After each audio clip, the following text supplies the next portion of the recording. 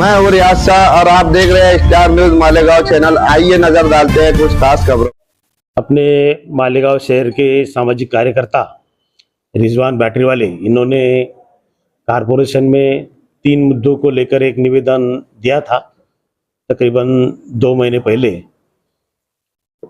हमने उसका एक जवाब दिया था। उनमें से कुछ मालूमात कम थी, तो उन्होंने और एक निवेदन दिया। तो फिर कारपोरेशन ने और एक जवाब उनको दे दिया। इसमें निवेदन में 3 विषय थे। एक सर्वे नंबर 98-2, जहाँ प्राइमरी स्कूल का आरक्षण था, तो वो जगह पे गलत खरीदी बिक्री हुई कारपोरेशन के बगैर परमिशन से। और उनका कहना है कि वहाँ यानी ऑर्डर भी बन गया, जो कि महसूल विभाग करता है। मैं बोलना चाहता हूँ कि इस मामले में खरीदी बिक्री के लिए और ये करने के लिए कारपोरेशन ने एनओसी नहीं दी थी। महसूल विभाग ने और जो खरीदी बिक्री का ऑफिस रहता है, उन्होंने वो खरीदी बिक्री की है।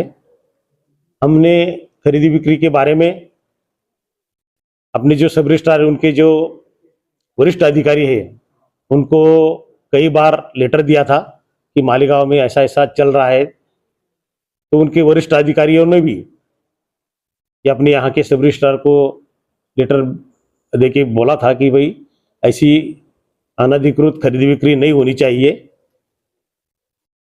लेकिन ऐसी खरीदी बिक्री हुई। इनके निवेदन में कहा गया था कि पहले महीने इस जगह पे जो प्राइमरी स्कूल की रिजर्व जगह थी, वहाँ अनधिकृत बांधकाम हुए, तो उसमें कार्रवाई नहीं हुई। तो इसमें कहना चाहते MRTP एक्ट के तहत कलम 52 और 53 के माध्यम से उनको नोटिस दिया गया है। नोटिस के चलते उन्होंने काम बंद करना चाहिए था या निकाल देना चाहिए था, लेकिन ऐसा हुआ नहीं। तो फिर हमने इसमें पुलिस में FIR दाखिल की और वो केस अभी तक चालू है।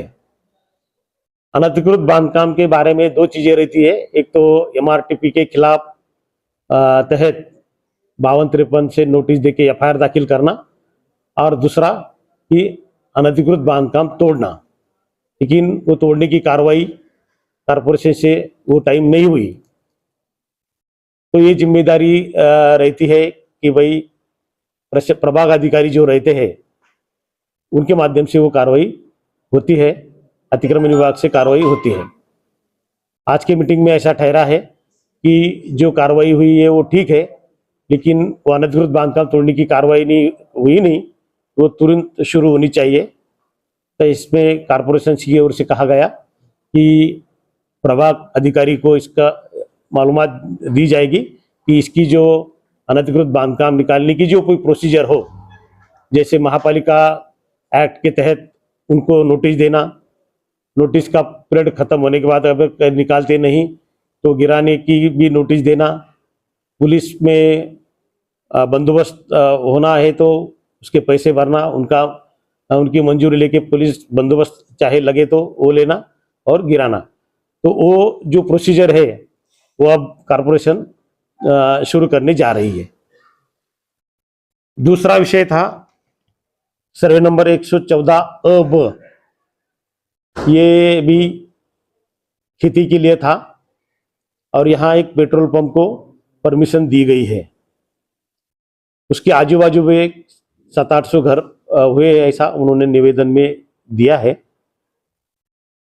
लेकिन ये जो जगह है पेट्रोल पंप वाली, वहाँ कारपोरेशन में माइनर मॉडिफिकेशन के माध्यम से उसका जोन बदला गया है। जैसे कि जोन बदलने की जो प्रोसीजर रहती है कि पेपर में जाहिरात देना, हरकती सूचना लेना और फिर गवर्नमेंट को प्रस्ताव भेजना।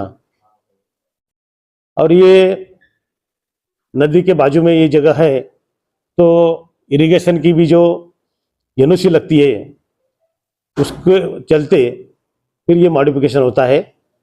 तो गवर्नमेंट को ये प्रस्ताव गया था, उसमें इरिगेशन की एनओसी भी थी और कारपोरेशन का ठहराव भी था, और वो माध्यम से गवर्नमेंट ने ये खेती के बजाय ये रहवास जोन या पेट्रोल पंप को जो जोन चाहिए वो गवर्नमेंट की ओर से मंजूर हुआ है।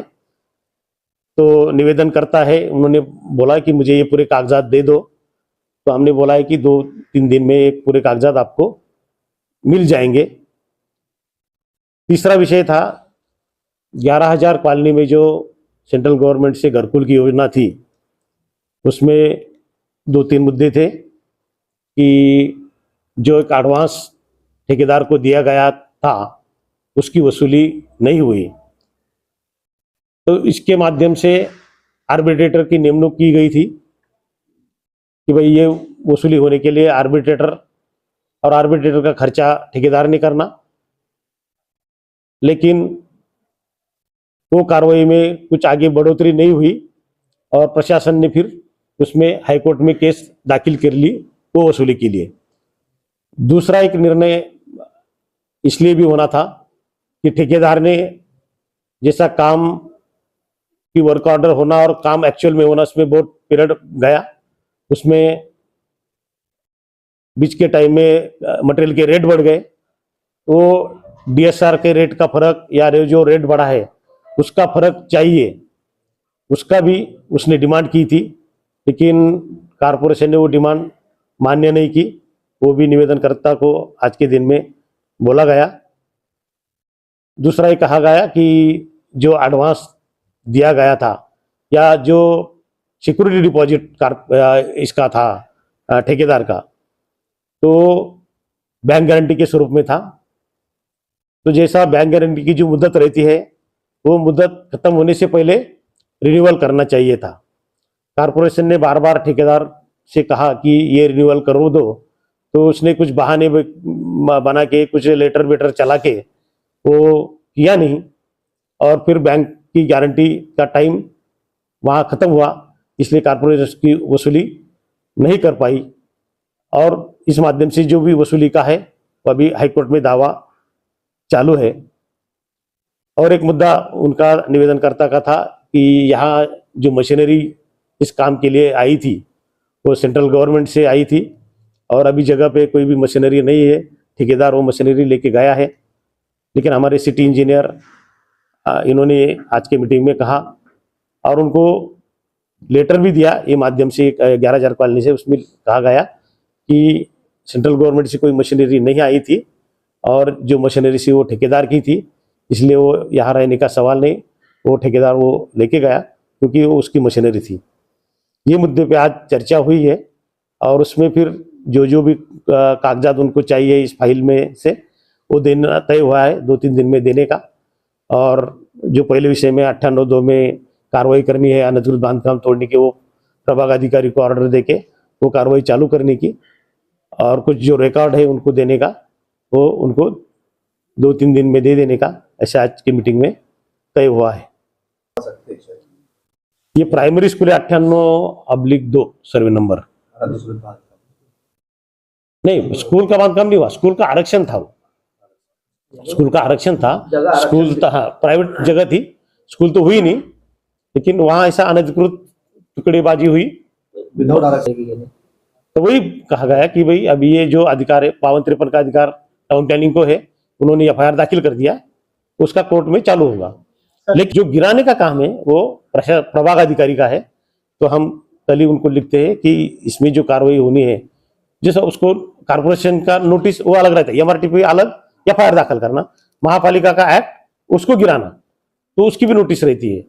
तो नोटिस देके फिर नोटिस पीरियड खत्म होने के बाद जो भी कार्रवाई है पुलिस की मदद से वो करने को प्रभाग अधिकारी को कहा जाएगा। क्या भरने से कुछ केस वगैरह नहीं है, वो पेट्रोल पंप से जुड़ के ज्यादा करके तकरार थी कि भाई यहाँ खेती थी, वहाँ वो बांधा गया, और दूसरा ये नदी के किनारे है 100 मीटर के अंदर, ऐसा उनका कहना था। लेकिन इरिगेशन ने उसको एनओसी दी है और वो माध्यम से वो जोन बदला गया गवर्नमेंट ने, और उसके बाद में फिर उसको कारपोरेशन की ओर से पेट्रोल पंप को परमिशन दी गई। भरने को उनकी जो फीस है कुछ 2013 अभी फिलहाल उसका परमिशन वगैरह हो गए, रिसर्च चालू है, लेकिन अभी इनका कंप्लेंट है कि अभी 114 पे जो पंप है पेट्रोल पंप, हाँ। उसको मान्यता यानी मिली, परमिशन दी दी हुई है उसको, हाँ उसको दिया हुआ है परमिशन। हाँ। इसके अलावा इस वीडियो को लाइक करें, हमारे चैनल को सब्सक्राइब कर बेल आइकन जरूर प्रेस करें। हम